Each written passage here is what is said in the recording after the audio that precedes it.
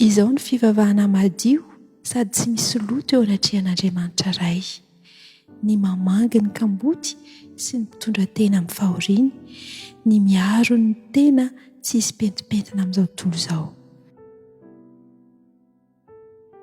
Miara-bantsika indray ry namako malala amin'ity fihaonantsika ity. Mandondona isam-baravarana ary manona ny fiadanan'ny tompo sy ny fahasoavana ho aminao, ho amin'ny tokantranonao, ho amintsika rehetrarehetra. Misaotra ianareo ihany koa manaraka ny fandarana izay ataontsika any amin'ny toerana maro isan-karazany, manaraka ary mizara izany mba ho hitan'ny namana rehetrarehetra. Isika io dia tokony hanana rakitra soa any amin'ny bankin'ny lanitra, any amin'ny fitehirizany tsoa, fitehirizany rakitry ny lanitra. Ao amin'ny Jakoba toko 1:7-20 efa nivakiantsika teny am-panombohana. Izao ny fivavahana madio sady tsy misy loto eo anatrehan'Andriamanitra iray. Mamangy ny kamboty, ny mpitondra tena amin'ny fahoriany sy ny miaro ny tena tsy hisy petipetina avy amin'izao tontolo izao. Raha irintsika ny tena ho mpanara-dia marina an' Jesosy Kristy dia tsy maintsy mikolokolo fangoram-po sy firaisam-po amin'ny hafa isika. Tsy maintsy mikolokolo fangoram-po sy firaisam-po amin'ny hafa. Tsy maintsy mandray ny toeran'ireny madinika ireny sahirana mahantra tsy manan-katao ireny isika. Rehefa maivany ny vatana ny ireo izay miaritra fahoriana, rehefa mavantsika zany dia rehefa mavanina ny fahorian'ireny tram-pahoriana, manana olana problema io ny fiainana ireny dia zao misy sokatra ho antsika ny fon'izy ireny ary azontsika atao ny mandraraka ny balisamany lanitra ao am-pon'izy eo. Ny asa famonjem-panahy tena mahomby indrindra dia ny fikarakarana ny mahantra sy ny sahirana.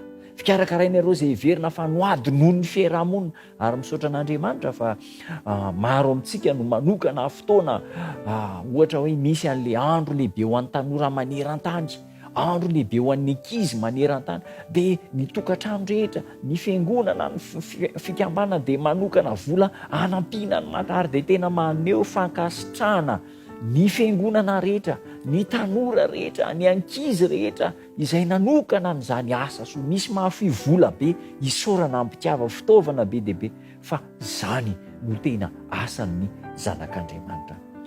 Dia mo mba handray fanapahan-kevitra isika ny aminy hoe maninona raha ny isa-tokantrano zany dia izao manampy tokantrano hafa izay tena sahirana. Andramo zany tokony manao pratika an'izany isika. Ny tokantrano tsirairay, tokantrano kristianina dia manampy tokantrano olona sahirana, reny mpangataka eny an-tsena ireny, amaivano ny fahoriana sy ny fijaliana izy ireny. Andaontsika mba hiara hientana ka tsy ho amina fikambanana mpanao asa soa fotsiny tena mpanao an'izany fa ny tsirairay avy.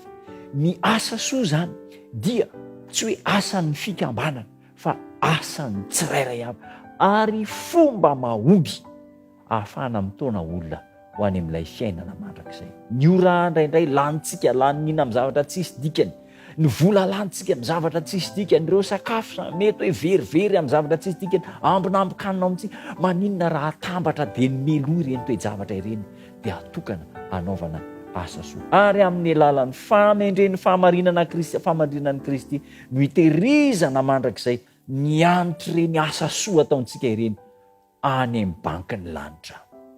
Ndao anao pratika ary ianao izao ny tokantranontsika, ny ankizy, ny zanaka ao an-trano ampianaro zaro mba hanao asa soa, hanampy ny sahirana, hanampy ny mahantra satria eo amintsika mandrakariva ireny sahirana ireny.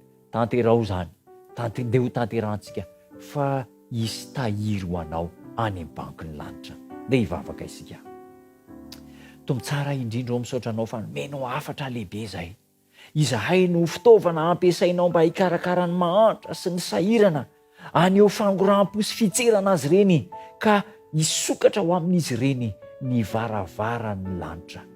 Hidiranao amin'ny fomba manokana ireny asa soa atao ireny mba hitaomana vahoaka ho any amin'ilay mandrakizay. Misaotra anao no ireo efa natao andro vitsivitsy lasa izay ny rehetra dia nanatanteraka mankasitraka anao ampitomboy ny fitahiana ho any izy ireny Andriamanitra ary engane mba ho fiainanay ny manampy ny mahantra sy ny sahirana ho fiainana eo am-piandrasana ny fiverenanao.